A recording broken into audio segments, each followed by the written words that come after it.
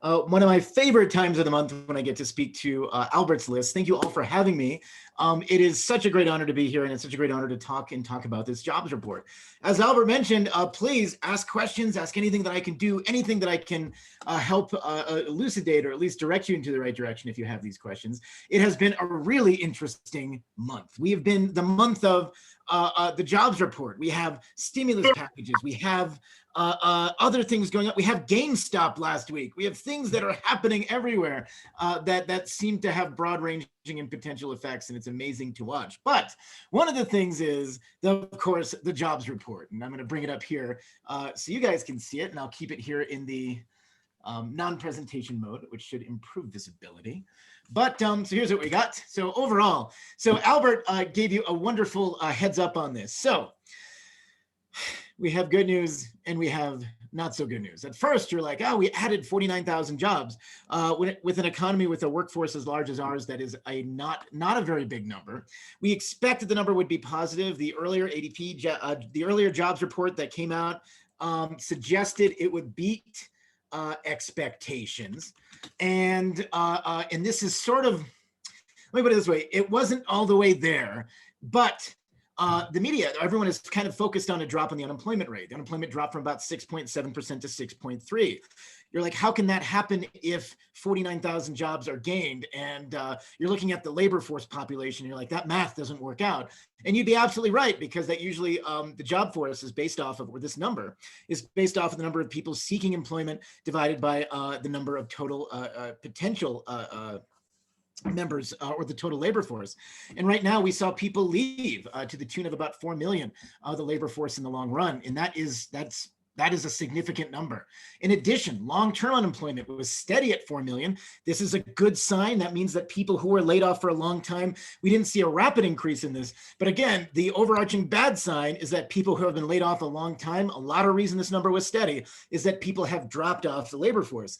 When you are not in the labor force, when you're not actively seeking a job in some way, you no longer are counted as part of this U3 unemployment rate. And so consequently, the unemployment rate went down, but it doesn't indicate sort of the shiny fiscal health that we'd like it to see. There are some good news though. So temporary layoffs, which have always been kind of a problem since the beginning of the pandemic, those dropped to about 2.7 million. Still high, still much higher than I would say on average, and much higher than what we should be seeing. But workforce participation, the number of people in the workforce, out of 100%, we are a full 2%, almost a full 2% lower than it was a year ago, back in February of 2020. And non-farm employment is still almost 10 million. 10 million less people are employed right now than they were last year. And these numbers are incredibly significant. But Albert pointed out a couple of things. We were talking earlier on this. There are some wonderful, not slightly wonderful, I don't want to say wonderful, sounds too hyperbolic for numbers that could be higher than this. But there are some silver linings, particularly for some tech firms, people looking at professional and business services.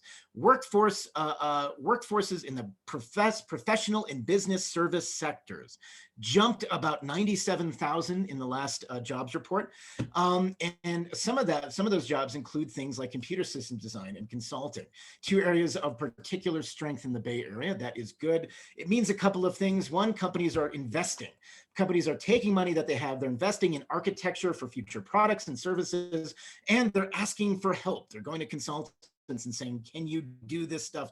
Can you help us with the problems that we have? On the other end of this, we have some less exciting news. Overall, retail trade lost about 38,000 jobs. Healthcare, which of course is of an utter necessity right now, is still down about 30,000 jobs versus the prior month. And here was the kicker in this. Of all the things that was really interesting, normally what happens is we get our preliminary jobs report, which is what we see now. Then they go in and go through and check the numbers and double check some things. And often these reports get adjusted, and they always get adjusted. These numbers that come out in early February, early January, early December are preliminary numbers. Last December's numbers, we talked about losing 140,000 jobs. It was remember this, our early January thing, it was like, oh, we're down on jobs, this isn't good. But they actually revised that down from losing 140,000 jobs to actually we lost 227,000 jobs in December. And so this sort of stuff collectively, this is the job report. So overall, it is lukewarm Like you have these signs of economic growth and development, and companies investing back in their people, looking at professional and business services, especially investing in computer system design, consulting, a bunch of other small fields. But you're seeing some drop-offs in areas, and you're seeing people getting discouraged and leaving the workforce. And I think that is the tale of two job reports that we really have with this one. What do you think, Albert? Any questions about this, or any questions anyone has so far about our summary before we get into some more stuff?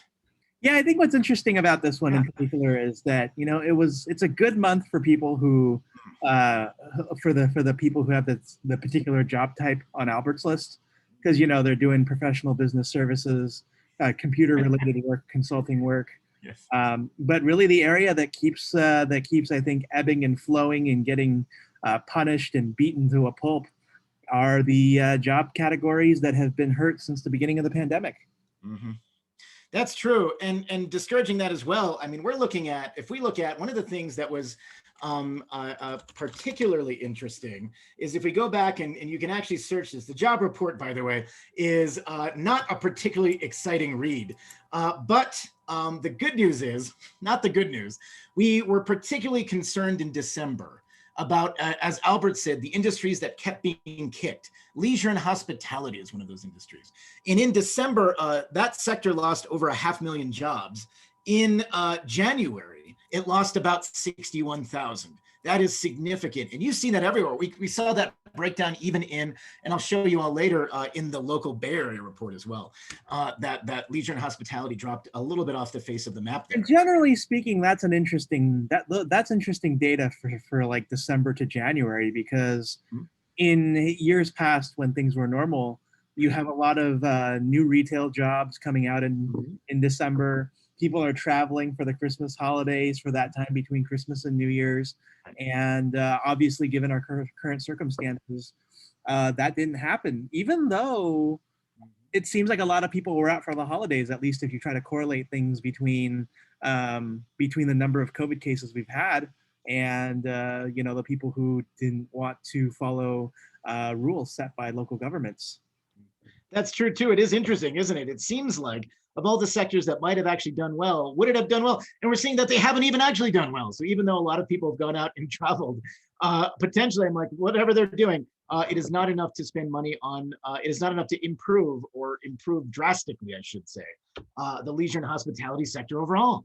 And that's been really interesting to see.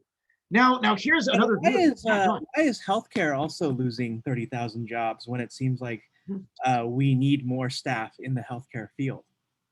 So this was actually interesting. Of those 30,000 jobs this month, we saw 19,000 were in nursing care facilities, and 13,000 were in home health care facilities, and also community care facilities for the elderly. These are particularly vulnerable and high need sectors, given the vulnerability of older populations, particularly to the COVID virus. Historically, it was, so we looked at this. My initial reaction to this before reading this, my first instinct was this is part of that structural change we saw with hospitals, large health providers. You saw a lot of need for individual medical services related to COVID and the pandemic. You saw people dropping off in elective services, surgeries, other things they don't need, as well as postponing doctor's appointments. That's enough of a shock to cause what was the initial healthcare reduction we saw earlier in the year.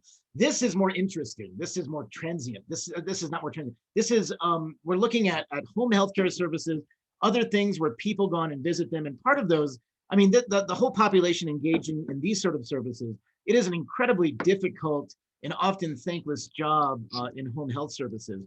And some of this is due to people people restricting and not the demand for home health services. People are worried about the virus, other things like that. But a lot of it is also due to some fiscal adjustments. We have people changing the way they use and spend money. And that was a little bit alarming, but the numbers so far, if we look at our total healthcare employment since February of last year, we're down about 540,000 overall. So as opposed to the long run change, it's a drop in the bucket, but it's a sizable number. And those are real jobs and real people behind them. So it's, oh man, that's a source of, and we look at this. And so another graph of this, and one of the things here is this is a stalled recovery. This is a recovery that I think, and we'll talk a little bit about the ideas for the pandemic, stimulus, other things that could come across that could benefit this and why it might benefit this. But right now, so it's been an extraordinary pandemic. We never lost so many jobs in so short an amount of time. Normally it takes a while to get those back. Our trajectory was good, but we're reaching kind of a limit mathematically. We've reached this, we've plateaued 10 million jobs below where we were in February, and we've been stuck there basically since October with no real meaningful movement.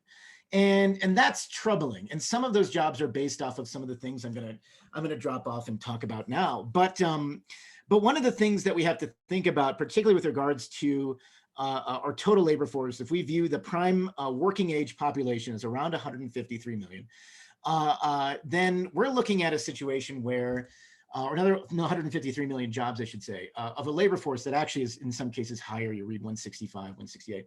But having 10 million fewer jobs is significant. How do we get those people employed? A lot of times the pandemic has accelerated structural changes that have already existed in the economy. We knew that, for instance, some retail establishment was going out of business. We knew that the process of going online, companies seeking efficiency, going towards AI, other indicators for certain positions, we knew that this was a continuous process. But I think recessions and economic shocks typically accelerate these. And so you have a situation where now businesses and people are catching up to try to do more with fewer, or do more with less, and labor costs have really hit it. And one of the things that's really interesting, before I get into this actually, is one of the things that we talk about often is if we look at underutilization of the labor force in response to the pandemic, one of the big concerns we have, and I'm focusing here on women, because women, of course, prime age, the prime age population that are women in this country are some of the most vulnerable populations for underutilization, because many times in multi-parent or multi-person households, if a child has to stay home from school, it's the mother who might have to stay with the child or reduce their income earning opportunities for that purpose. And there's actually been a study, this is from Ernie Tedeschi, who used data from the Bureau of Labor Statistics as well. He's an economist. And he came up with this really interesting chart that basically broke it down between February 2020 and today, looking at the benchmarks of, and this is, we're talking about millions and millions of women who are being underutilized by the workforce, and a lot of other people. It's not just women, it's people of varying all across the workforce, but women are particularly vulnerable in this case. And initially at the start of the pandemic in April and May, you had a large number of women who were taking fewer hours and non-permanent unemployment, or in other words, temporary unemployment. That has since reduced. Both of those numbers have reduced significantly, but then you have something more troubling, and this is long-term higher unemployment, permanent unemployment, and that's focused on both lower participation for mothers as well as non-mothers, and it's a situation that is quite chronic, and this is happening across a lot of places, a lot of circumstances, and across the country. And in this case, that's one of the big objectives is, of course, the question of, the nature of how students go back to schools, the nature of hybrid learning, the nature of workforces. It's been very difficult. And I know that I'm a parent too of a 6-year-old, but I'm fortunate that I'm a professor and I can work from home. And my wife goes out and she works professionally out there. But one thing is that in most cases, in most households, it is of particular vulnerability to have underutilization this way. We like our labor forces to be well utilized. And one reason would that be is that you don't want to take a job if you have a master's in computer science necessarily working for a job that doesn't utilize that master's in computer science. And we have all kinds of measures to this. One thing of note, so looking ahead in the future and saying, let's look at, is unemployment improving? What's the thing? How do we show what this means? And so the US actually produces a report every single week where we look at adjusted initial, we have unadjusted and adjusted initial claims. These are people filing unemployment for the first time, going out there, they've just been laid off.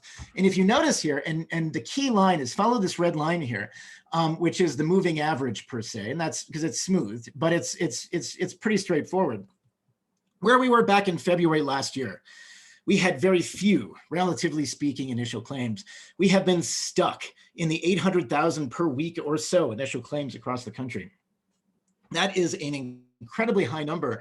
If you gave me this report before the pandemic, I would have said, we are in a recession. We are not in a recession because the economy is improving its GDP right now. Our recession is officially not happening. But the thing is this number is so uniformly high that that this sort of powers and sort of indicates that we've sort of adjusted or flattened out in our labor market to a level where we have high unemployment between 6 and 7%, relatively speaking, plus a large number of workers who have left the market for this thing. And what this does is this potentially indicates that we need to do something to help stimulate the labor market right now, or else this is. Go on, yes, Albert. What do you estimate the actual unemployment rate to be? Because I know, 6.3 from 6.7 sounds odd when you've only added so many jobs. And of course, the U6 is going to also tell you a number that's about double that. But yes, beyond government figures, what do you think it's actually? That's a fantastic question. So if you calculate it this way, so Albert points out a very good thing. And if you've been tuning in for the last few months, we always talk about the different measures of unemployment rates. And so the one that's always quoted is called U3. And actually what I can do here, I'm going to screenshot this real quick and I'll post it right here. We'll do a little live finance here. That's what we're about here. So I'm going to grab this. I'll show you the labor market utilization right now. Because the thing with this, not labor market utilization, I'll show you the different unemployment rates. U3 is always quoted because it's sort of a compromise between the least restrictive and the most restrictive versions of what unemployment is. Whoop, too much screen. I'll get it down here. Hold on. I got it here. I want to show it to you without getting too in detail about all the other stuff in here. Basically, it runs from U1 to U6. So the strictest version of unemployment is saying, is looking at basically just pure long-term unemployment. People have been unemployed for more than 15 weeks. And that's really not a sufficient unemployment rate. That's more of a base unemployment rate. But I'm just going to post this right over here, just ominously. Just ignore the charts underneath. Let me just post this right here. So here's what we got. U1 are persons employed 15 weeks or longer as a percent of the civilian labor force. That's only about 3%. But notice, compared to January of 2020, that's still 3 times higher, that long-term unemployment rate. Now, Albert asked, how many people do you think are really unemployed? U3 is about 6.3%. That's what's always quoted. This is the official unemployment rate. This just takes the unemployment numbers, people looking for a job, and divides them by the total labor force. And then at the least strict end, you have people who are unemployed plus people who are so-called marginally attached to labor force and employed part-time for economic reasons. Maybe they would work full-time, but they can't because they have to take care of a relative. They have to take care of somebody at home as a percentage of civilian labor force. And that's about 11%, which is that's a big number. Now, it is higher, but not drastically so from where we were back in January of 2020 of about 3.5% higher. But Albert's question is so poignant. He asked how many people are really unemployed. And if I'm taking this and one way I can do that actually is check off of our continuing claims for unemployment. As of the week ending January 16th, there is approximately 18 million, a little bit under 18 million people in the country who are receiving unemployment benefits of some kind. This includes state unemployment benefits. Those are about 5 million. Pandemic unemployment assistance, pandemic emergency assistance, extended benefits, other things totaling about 17.8 million. It has been improving, but if we take 17 million and I divide it by the total labor force, we're going to get a number in the low teens, 12% or so, 13%. And that may be more accurately reflective of the number of people that are out of the labor force. And that's one of the reasons that it feels bad right now. It feels like we have not recovered and you just need to walk this. And there's another reason too. I'm sorry. And this is a really good question. There's another reason too. So if we go into here, one of the things there is really a tale of 2 recoveries here. And one of the things that we have to really focus on, especially with this, is one of the basic economic questions. This is provided by Diane Schanzenbach from Northwestern. And they look at household pulse surveys, December current population surveys. She's a really interesting person to follow on Twitter as well. And she follows a particular segment of poverty and food insecurity. Last 7 days divided by ethnicity, and also generally respondents with children, respondents overall. You think in the United States, we're a very wealthy country. It seems very difficult to imagine, but at the same time, anyone who grew up with a certain level of income insecurity realizes that, wait a second, food insecurity is real. And those numbers are huge. And they expanded during the pandemic to levels that we haven't seen in a very long time. And they've kind of stayed there. One thing of note is that the levels improved between January and December by the biggest amount we've yet seen during the pandemic. Basically, almost for everyone. Hispanic families a little bit less than Black families or white families, and Asian families as well went down significantly. But you're looking at between 1/5 and up to over 1/3 of the population being food insecure if you have children. And this is a really, really tremendous issue. And one of the things that we think about with this is we think about what powers the recovery. People that are leaving the job market, people that those 4 million people, those millions of people who are reducing the labor force size, often do so for very valid reasons. There's sometimes people retire, right? And sometimes, and then younger people enter the workforce. But if people are leaving the labor force in their prime labor years, they're doing it for a very good reason. They're doing it because they take care of children. They're doing it because they're looking out for other aspects of the market and trying their best to be thorough and do the best they can to survive, sometimes reducing 2 incomes to 1.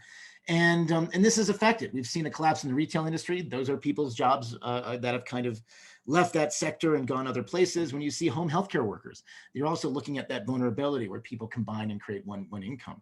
And so overall, you have this sort of sense that there are these chronic issues overall that we're trying to deal with as an economy.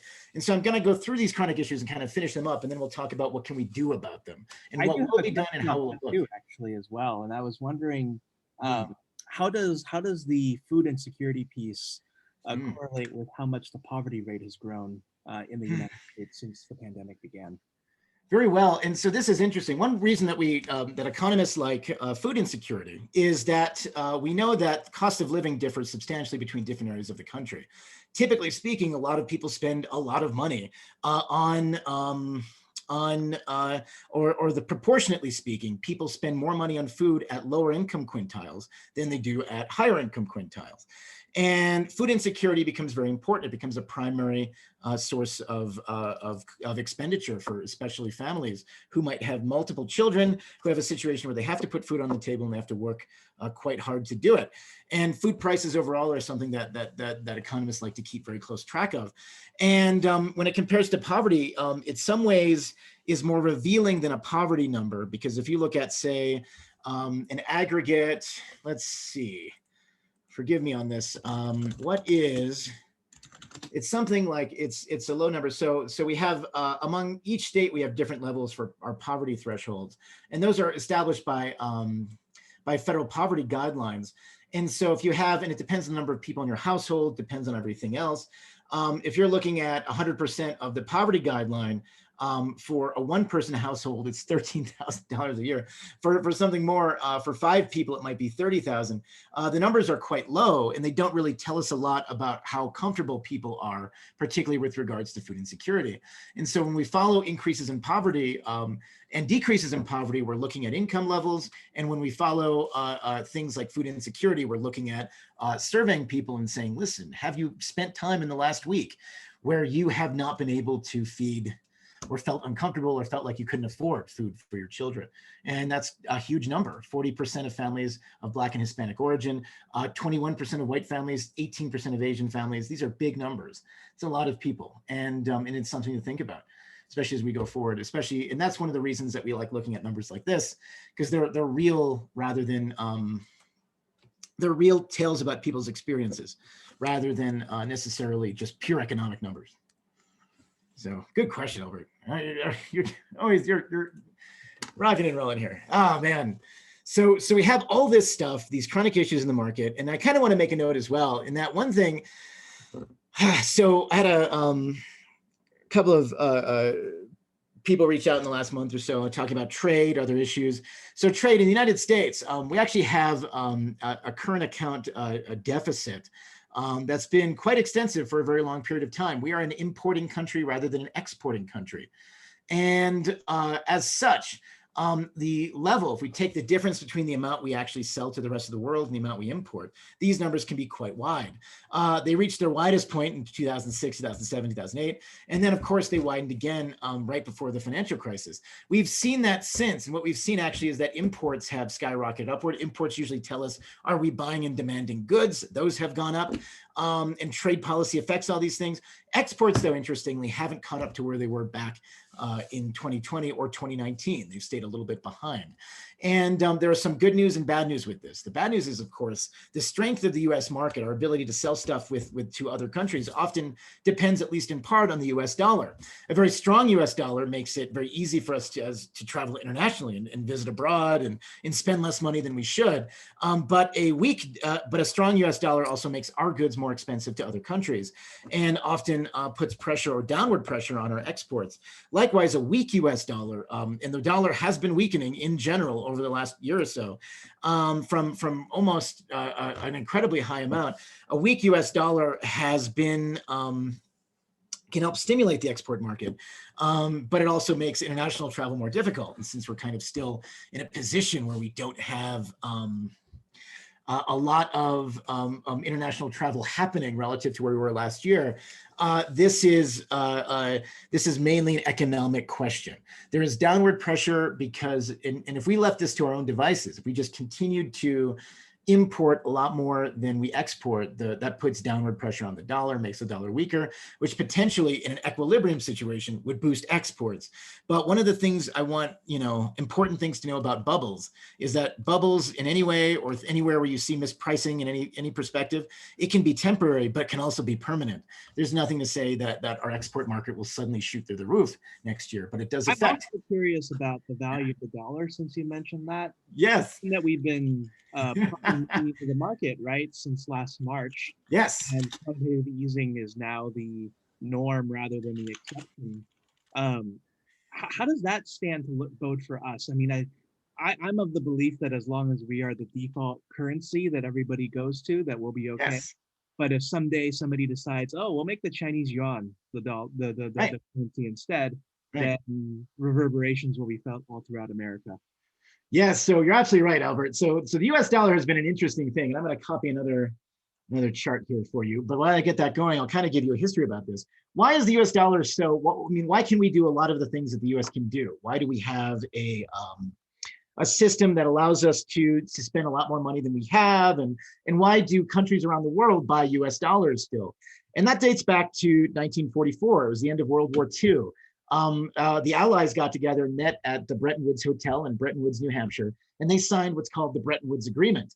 And they basically said, I don't know, the United States, we said, okay, we got to lock the doors. We got to make sure the United States did a great job negotiating because they basically said, listen, we're the only country who has not been damaged severely from an infrastructure standpoint by the Second World War. Consequently, all the Allies got together and said, any future economic regime has to be based off the US dollar.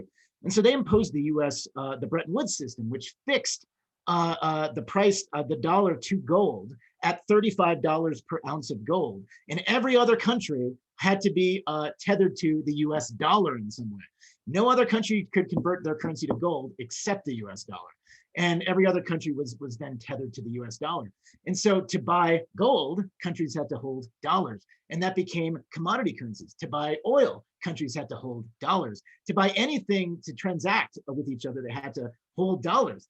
Similarly, during the Cold War, back in that time, we had a situation where, you had the USSR, US horrible relations, and on the brink of war. The US decided during the Cold War that they would not allow the Soviet Union to have any more dollars. And so we said, no more dollars. And the Soviet Union said, we'll come out with our own way of doing this. And so they opened up an international dollar-bearing account in London, which became the first euro-dollar account or deposits of dollars outside of the United States. And they got around that rule by hosting their account in another nation that the US was friendly with. And so consequently, what this meant was that since 1944, the US dollar has been preeminent. Now, the Bretton Woods system has gone away. We're no longer on a gold standard. That ended in the United States in 1971 when Nixon stopped it. Stopped convertibility into gold because the US couldn't support it anymore. We had Great Society programs, the Vietnam War, things that were causing us to spend a lot of money, which meant that overall, we were running a deficit, and there was downward pressure on our currency. There was only enough dollars in the early 1970s to cover 22% of the gold reserves that we actually had. So if people wanted to convert their dollars into gold, they wouldn't be able to. Consequently, the U.S. Suspended convertibility of dollars for gold. And for the last 50 years, we've had an international FX market. International FX market where countries have been free floating currencies. Now, in what that means, though, still the U.S. benefits from a lot of countries owning dollars because oil is priced in dollars. A lot of things are priced in dollars. Countries tend to buy our bonds so they can have supplies of dollars. And what this means is that this allows countries to engage and look at other things. Now, Albert brought up an interesting point. This is ultimately a temporary situation that we benefited from over the last 77 years or so. And in the long run, it is likely that commodities, other things will be priced in terms of baskets of currencies. And the US dollar is unlikely to maintain its preeminent status, especially in a world where there is multiple large powers, China, India, other places that will control a lot of economic clout in the near future. But the question is how long can it last? And it's not going to happen tomorrow. It's not going to happen in a few years. But I'll give you guys another chart here, and I will show you sort of where we've been. And it's not a particularly... It's a very small one. So I'm trying to, here it is. This is the US dollar. I'm just gonna keep posting charts on top of my other charts. We're just gonna it's like a chart sandwich. It's like a layer, like delete these charts, you just end up with them. But here's the thing with the US dollar index. Since 2018, when we had kind of a local high, the dollar was really valuable in 2016. This is how valuable the dollar is versus a basket of currencies. And we've been kind of in a free-for-all, relatively speaking, in terms of value since about 2019.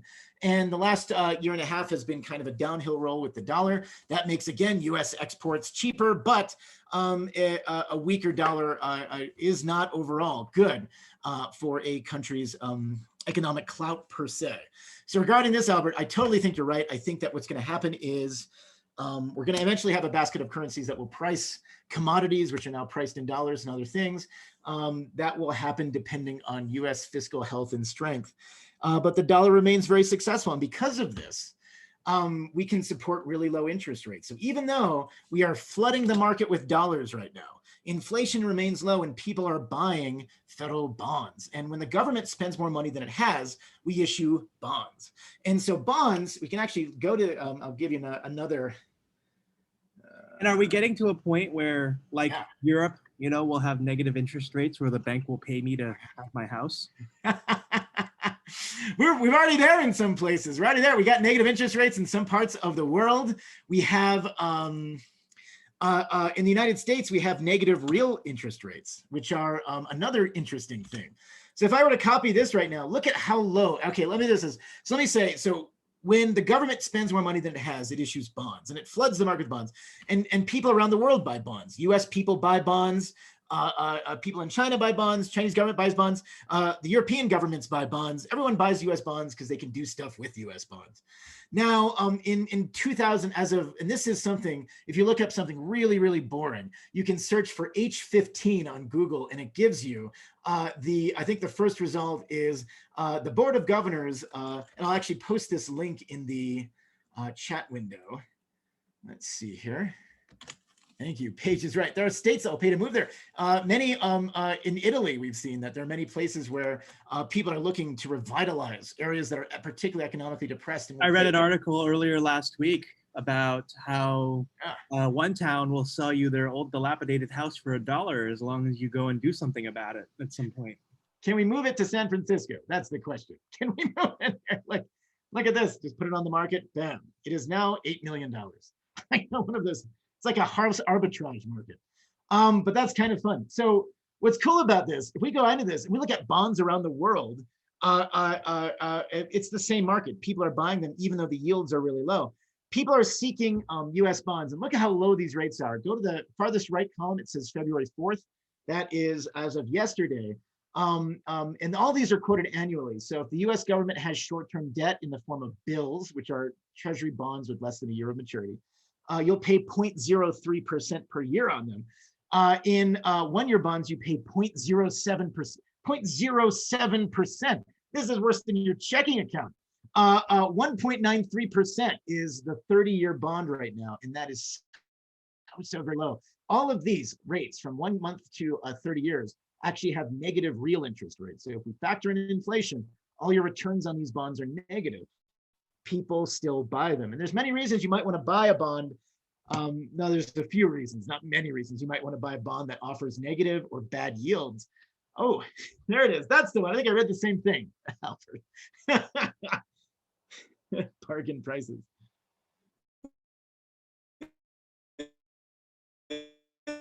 This is good. Gotta, Yeah, this article was so good that the CNN article even gives you training that you can contact if you're interested in buying a house. I'm telling you, just take it and put it in there's got to be a park somewhere where I can just take it and just bring it. Look, it's in Oakland now. One of those things. So you have a couple of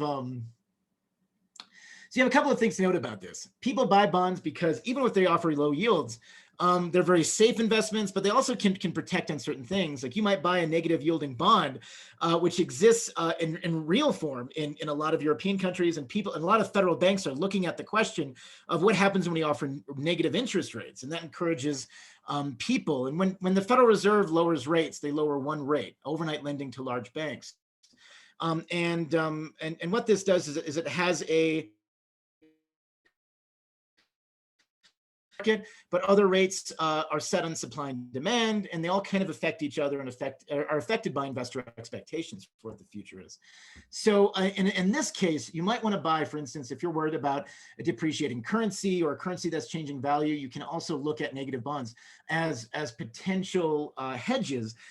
Some people who have limited choices, if you have limited choices of where you can park your money, losing 1% in a bond is better than losing 12% or 15% in another sector of the economy, or especially if you're international and you're looking at real returns based upon your currency and the US dollar. That's something that is also attractive, and that attracts a lot of attention. But bonds as a whole, I mean, they have negative rates, and this is exciting. So what do we do about this economy? 641. I want to make sure. What do we do about this? How do we get the economy started again, and how will it affect you? So we saw recently in the last week or two, we've seen news that the stimulus package is going through Congress through a budget reconciliation method. And so I looked into this and decided, okay, how is this going to affect, and will this create, if passed, and it seems like it's statistically likely it will pass in some form, how will this affect you? How will this affect the job market? How will this affect us in our conversations 1 month, 2 months, and 3 months from now? So first of all, in the stimulus package, there's going to be $750 billion towards COVID containment and vaccination, which also includes $350 billion of state and local aid.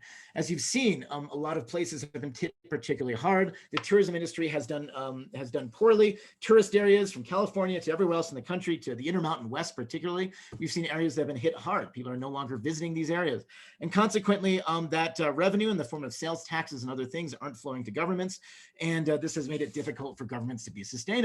Second is direct aid to families. This is the one that people talk most about. This is about $600 billion. These are the graduated per person rebate checks, about $1,400, and an additional child credit expansion. And this is a sizable direct benefit. Direct checks have some significant benefits. It was seen at the beginning of the last pandemic when the government issued their first stimulus checks. It was able to keep and allay poverty, especially among the lowest quintile of the population in terms of income, by a substantial amount. It helped people pay rent and survive, and that went away after those expired. In a report from November that looked at the first expiration of those stimulus checks, people began to have another severe time after these were over. This does benefit people. It does keep people out of poverty, but it is not a permanent solution. It is a temporary solution. Aid to financially vulnerable households. This increases things like $400 per week in unemployment benefits. That's going to be good news. Right now, unemployment benefits are still insufficient at the federal level to make a lot of places livable. And finally, aid to businesses. This includes more of the same payback, paycheck protection programs, loans, grants to businesses, things like this to help small businesses. So will this actually do anything? And so this is an interesting question. This is good. Look at this, the dollar house program. We should just talk about dollar houses. People are like, they're like, can I have a dollar house? I This is recall wonderful. during the Great Recession where you could go into some neighborhoods in Yeah. Detroit and pick Oh up a yeah. home for $1. Granted, you wouldn't be in the best neighborhood, but you'd have a house for $1. So Oh yes, that's cool. You can do it. You can buy like a block. You're like, just think, you can, gosh, you have an endless potential of of potential sources. The trouble is though, is also a lot of these places, and it's interesting, and I have to see and always double check with these things, whether or not you're allaying any debt or if there's back property taxes or anything that requiring you to pay.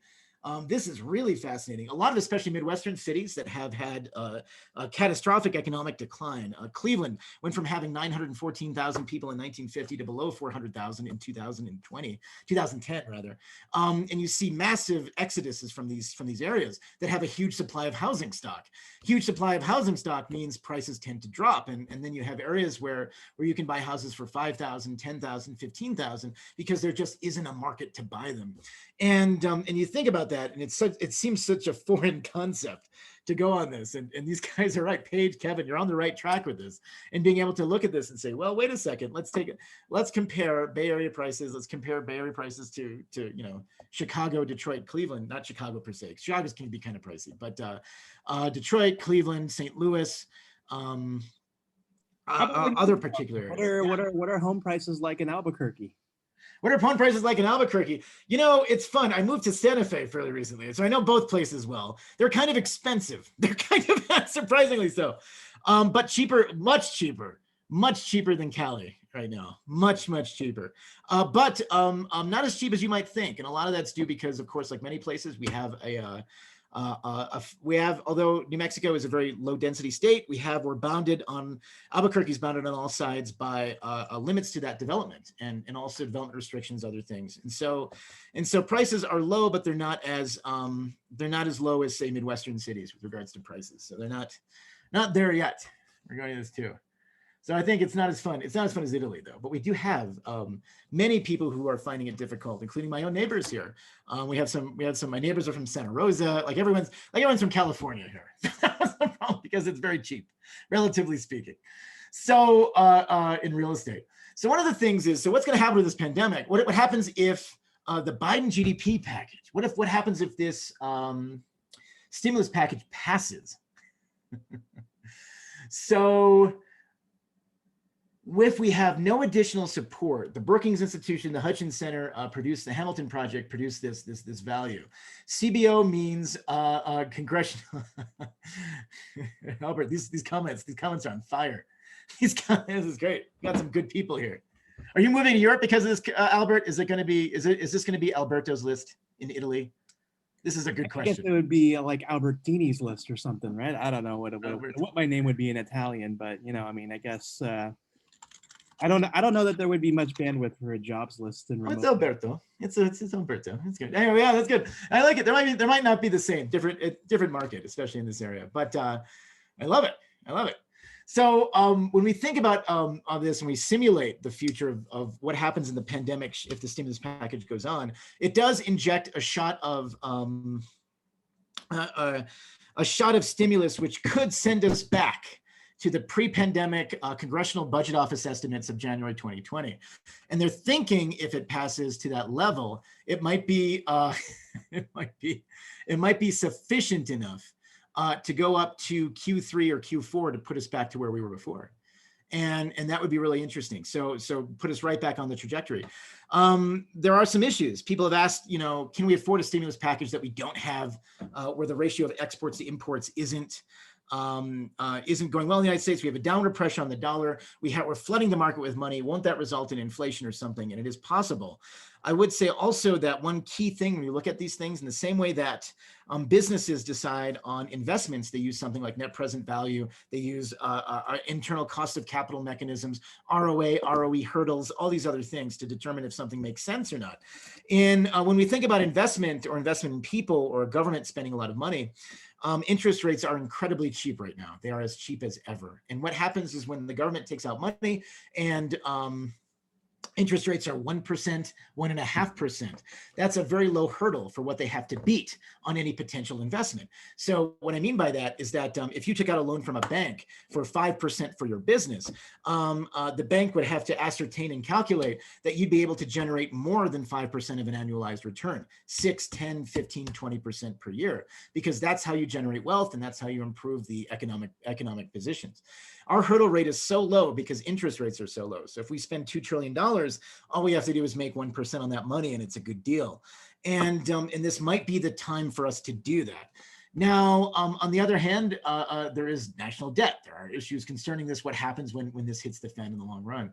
But overall, it seems that the package overall, if we look at certain projections, it could bring us to a level where enough people will get jobs. However, it doesn't necessarily correlate with people who might fall off the unemployment numbers themselves. People who are discouraged, people who don't have resources and don't have necessary skills, not necessary skills in a negative sense, but necessary skills that have been trained to actually get out and do this. So anyways, that's what we got. Questions about this, guys? Do you have anything? And I'm going to go in briefly about a few minutes on the Bay Area stuff, and then we'll finish up. Because I had so many questions. We do bring up real estate here, I promise you. So we went down. Bureau of Labor Statistics, they're a month behind. Our most recent data is December.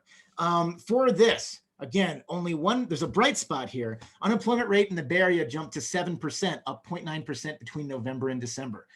January numbers don't come out until the end of this month. But that is a sizable increase. And this is kind of spread evenly about where we've saw a lot of this increase. Hospitality, we dropped 11,000 jobs in the Bay Area. That's significant.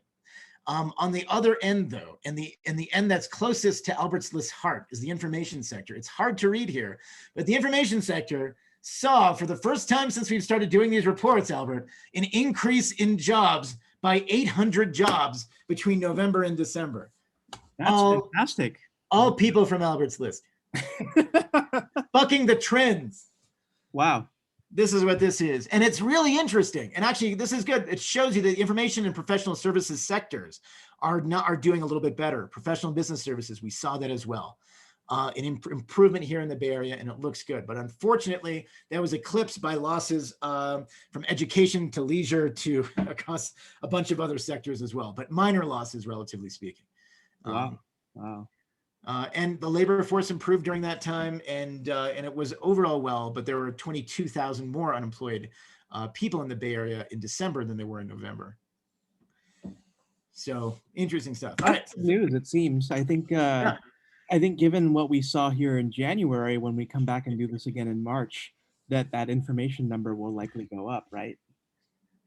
I think it will. I think what's going to happen in March, when we look at the January numbers, I think we'll see an improvement in the information sector. I think we'll see another drop in unemployment in the Bay Area, but I also think, we're going to see I'm optimistic for some robust numbers in professional and business services. I'd love to see this number climb above 500K for the Bay Area in January. And I think we'll get there right now. And trajectories, preliminary numbers across the board, that's a good sign. Recently, of course, California on the weekly job reports saw a decrease in annual new claims by a sizable number because there were fewer layoffs in the service sector. That often that implies or looks like, even though it's very choppy on a week-to-week basis, that is promising for the state of the economy in California as a whole. And as you know, like December is kind of when the whole exodus of California news started coming with HPE, Oracle, some smaller companies in the South Bay. I'm curious how you potentially see that changing things in the months ahead as companies seek states with lower tax burdens. Right. So I think that's a great question, Albert. And so far, I see the exodus as being an essentially superficial one. I see the exodus as being, we're going to set up shop. Larry Ellison can set up shop in Texas any day of the week he wants. And you can set up shop. Large executives come down to Austin and do it, and they'll do it for tax purposes. But where the problem is that the where people are located, right, where their workforce is located. Now it is spiritually different. There is actually a chart that I did not show you. That is something that is very interesting, and I have it in here somewhere. Somebody took a survey of entrepreneurs and said, where's the best place to put a new business? I know this chart you're talking about. Yes. I read this blog last month too. And You know, the thing that I just keep noticing is yeah, that, right, it's Dougie chic right Piper. now to talk about the end of San Francisco and the end of the Bay Area. The New York Times loves writing articles on this. And from the outsider's perspective, it seems like it would be pretty easy to say that the Bay Area is over and we're all moving to Texas or we're all moving to Tennessee. But and maybe we can actually dive deeper in depth on this next month, because I think there's a Okay. valid discussion to have it around whether this exodus is real or it's media fueled or a combination of both, and what job seekers should think about when it comes to that. That's a great question, Albert. I love it. Let me do a deep dive next month on some of this stuff to get you the full answer. In short, there's always a little truth in things that often can be hyperbolically extrapolated by what's on national media. And people are looking at this. San Francisco Bay Area has been so successful for such a long time that as an economic center, and they want to knock you down when you're doing well. So that's right. That's right. But here's what. So let me put it this way. So another way to look at this is that so on one hand, and if we look at economic cycles, we see industries develop and grow in certain parts where there are complementary business models and people can share and utilize labor and resources. So textile mills in New England in the late 19th century, that was a thing. People built textile mills. When there wasn't the end of New England, when textile moved south to the textile mills themselves became economically they became irrelevant in New England because they couldn't keep, so they went to places with cheaper labor costs. First, they went to the South, states like North Carolina, Durham, North Carolina, famous for its, now it's a developed part of the North Carolina Research Triangle. But they had a big development in regards to mill ownership from New England, and then it went overseas. And the problem is New England, because of a diversified economy, went beyond that, and it still maintains a very high standard of living. In California, you have the nexus of a huge technological revolution. You will always get firms who move other places, and they'll move to Austin, they'll move to Nashville, they'll move to places that offer competitive tax treatments. But the labor force in what makes California, everything that you've exported to everywhere else in the world for 150 years is not changing. The dynamism of the area is not changing. And again, if you're looking at this, at the end of California, if I looked at, say, the Case-Shiller home price index for San Francisco, I don't see a lot of indication that California is ending. In fact, despite a recession, despite a slew of negative news, real estate is more expensive than it ever has been. And the most recent time we get out for this is November, which unfortunately, this is not the good news portion. This is like, I've heard bad news on the news about everybody hoping that we have the 2008 Great Recession where your houses drop by 50%. We have bad news for you, huh? Yes. So we had so many conversations last month about this. And so I said, I couldn't leave this out. I had to be like, no, listen, no, prices are up 8% since then. If you guys are like, what's the best time to buy a house in San Francisco? 1996. That's the short answer. So in short, in the Bay Area. So unfortunately, so here's the deal. So here's the thing. So usually, nothing is over. Nothing resembles these areas. It is possible. You look at towns like, say, Youngstown, Ohio, which similar to Cleveland, had a large amount of population move out, and you're demolishing structures because you cannot physically, because the structures are themselves abandoned. Cities rise, cities fall. It is likely that that some cities in the Midwest have to adjust to a permanently smaller size, but that's light years away from a conceptualization of anything that's happening in the Bay Area. Light years away. So the good news is, don't worry about it. Don't keep yourselves up at night about this. And when at the end of the day, that same survey that Albert and I did, the number one place that wasn't that was actually named there was still San Francisco, even though the numbers. And what's even more interesting about it is that it was San Francisco by at least 3 times the next physical location. That's right. There's not, don't worry, Austin can steal a couple companies. Charlotte can steal a couple companies. Miami was in there too, I think. And there's a couple places that were, but anyway, it was just like, there's not gonna be a mass exodus, because what happens is there's an economic advantage to have. And it was interesting, the data too, because the San Francisco Chronicle took that same article that both you and I read and read it as an epitaph on San Francisco and San Francisco ending. No, And you no, just look at it and you just had to shake your head and wonder no, what it's no. all about. So, I mean, yeah. It's not ending. I mean, if anything, I mean, you cannot end a diversified economy in that way. And I mean it as being a diversified economy. Look at this chart where people are employed in the Bay Area right now. And I know it's because you have the benefit. I mean, the Bay Area has the benefit of having every company that people can name off the top of their heads is headquartered there or near there, or has done stuff there. But looking at this, trade, transportation, utilities, manufacturing, forget there's 128,000 people employed in manufacturing in the San Francisco Bay Area, and that increased 2,000 people between November and December. 128,000 people. There's 346,000 people in education and health. And if we look at this, other services, information services alone, these sectors in aggregate dwarf people who are actually employed by a lot of these industries, but they all affect one another, and they all have there are connections economically between them. But I'll do that next time, Albert. I will present. I think it'll be a compelling topic that a lot of people will find a lot of interest in because the future of the Bay Area economically. And I might just call it, separating hype from fiction, the San Francisco Bay Area exodus, and Right. see what kind of audience we can get out of it. So right, I'll make you say it's all moving to Fresno. That's what it is. It's all moving to Fresno. Everybody's going anyway, 150 into the Bay Area. All right, guys. Thank you so much. Anybody have any questions? Anything I can answer before we end this show? Anything I can? Yes, I think is absolutely right. Yeah, billionaires have gotten richer. Yeah, substantially so, in fact. So for the job seeker, as you may or may not know, February is probably the month to hunt for a job because of all the wonderful things that are ongoing.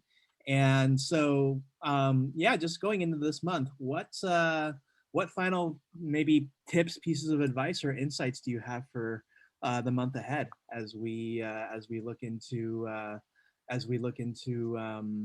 the height of the hiring cycle? I think this is still going to be. I think we're still going to see an investment of firms within consulting. I think this consulting positions, information systems, support systems. I think what we're seeing now is that firms, especially firms that have weathered the recession, they see the end of the pandemic, they see the vaccinations, we're going to start going back online. And that means firms will start making strategic plans for their investments over the next 1, 2, 3, 4 years that are outside of the pandemic time period, which means people looking for information jobs, computer jobs, peripheral jobs, service jobs should see brightening in their aspects of the economy over the next few months. And that's what I believe. Wonderful. Period. Cool. All right. Well, good link. Yeah. No, it's definitely some good stuff, and I'm excited to get this this next upcoming webinar out there. We'll definitely it'll be the first Friday of March, and I think it'll be a good, meaningful look at everything going on because I know for one, I get caught up in it as well because everybody loves to bash on the Bay Area right now, and the departure of jobs is definitely something to consider because it is a concern. And so I'm looking forward to having that conversation and learning more. And for all of those of you who are on the line too, watching both on Facebook and here, you're more than welcome to submit your questions beforehand for that. And I think I'll actually open it up to questions too. But with that said, thank you for joining us tonight, and thank you all others for joining us as well. We have a lot of great events coming up. February is pretty much at this point full, pending one mock interview to post. And basically here are upcoming events. We've got a software engineering mock interview on Monday, followed by a data scientist on President's Day, followed by another one that I'm going to be posting a little bit after, probably tonight. In between all those events, we have Job Hunt Like a Pro, turn your connections and personal brand into offers with a Forbes Coaches Council member. So if you're looking how to optimize your LinkedIn search and messaging connections will help you get your foot in the door, reach out for that. That is and you can get 40% off with A-List 40. On February 17th, Wednesday, February 17th, we have Start Right, how to maximize your first 90 days on the job with Gretchen Hellman. She's a career coach, and we're going to talk about what you do after you get that job. Because you know what, there have been so many jobs, as Professor White has shown us, that once you get there, how are you going to figure out how to stay there, right? And then on February 24th, we got a live resume review workshop where you can get noticed and get hired with career coach Helen Vo, based out of LA. And then on February 25th, we have From Sales to Software Engineering, how to create career freedom. So if you're somebody who's wanted to have that flexibility in your career life and you wanted to learn more, this webinar is for you. And then finally, on March 3rd, we have the Silicon Valley Career Fair. If you're an employer, if you're hiring, we would love to have you here. And yes, this video is recorded, and we're definitely going to go ahead and upload it to YouTube afterwards. And so we'll also have much more events coming out. I'll be sharing those in the next couple of days. Until next time, thank you, Professor White, for coming with us. It's coming to talk to us. I think it's important. And oh, we do have maybe one more question. There's so many more things to talk about. I guess, yeah, we do have one more thing to talk about, and we'll put it up here before we end.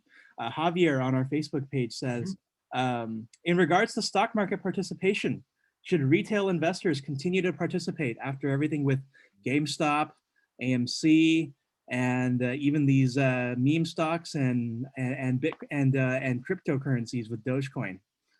I think so. And I would say yes. I would even say that it's even better to participate even more. And here's why. For the first time, we saw retail investors behave like a decentralized hedge fund. And what that means is we had a lot of investors behaving in the same way. Now, not all of those times, hedge funds make a bunch of very large positions. They can affect markets. And hedge funds often take positions opposite other hedge funds. Retail investors as a whole did something that was really extraordinary, and that in acting as a decentralized hedge fund, they were able to influence market dynamics in a way that we've never seen before. I mean, we've never seen retail investors get that sort of magnitude and by retail, by the way, and those of you, what I mean by that is informal investors, people like you, me, other people who might not say run a mutual fund or hedge fund, but are interested in the markets and invest for their own pleasure or other things. That said, I would say that the good news is we've seen a lot of people start exploring markets and improving financial literacy. The bad news is that don't make yourself vulnerable and don't take positions, of course, and it goes for anyone that can't be sustained over the long run. And positions, for instance, and I mean, don't risk money that you can't lose. Buying and holding a diverse series of investments for the long run. Average stock market return over the last 90 years has been about 11% per year. It is good to invest, especially over the long run. And keeping those tenets in mind and investing wisely, you can always have your fun on money you're willing to lose, but be careful about your investments as you approach this, and especially for your portfolio in the long run. Look towards things that you think will offer you gains in the long run, not just in the short run. There's actually an old adage I will end with, which says, excessive trading can be hazardous to your wealth. Day trading actually underperforms buy and hold returns over the long run in quite a few research articles that we've seen. So keep an eye on that. Keep an eye on that. It is more exciting to invest in this, and believe me, I hopped on that bandwagon as well. It's been an interesting week, but you still have to focus on my much more boring and interesting portfolio that you can create. So keep on investing. Make money, put your money to work. Well, thank you all so much. And we'll see you either Monday, or if this is the only thing you attend, on March 5th. Thanks all. Thanks, everybody. I'm so glad you all made it. Thank you. Bye.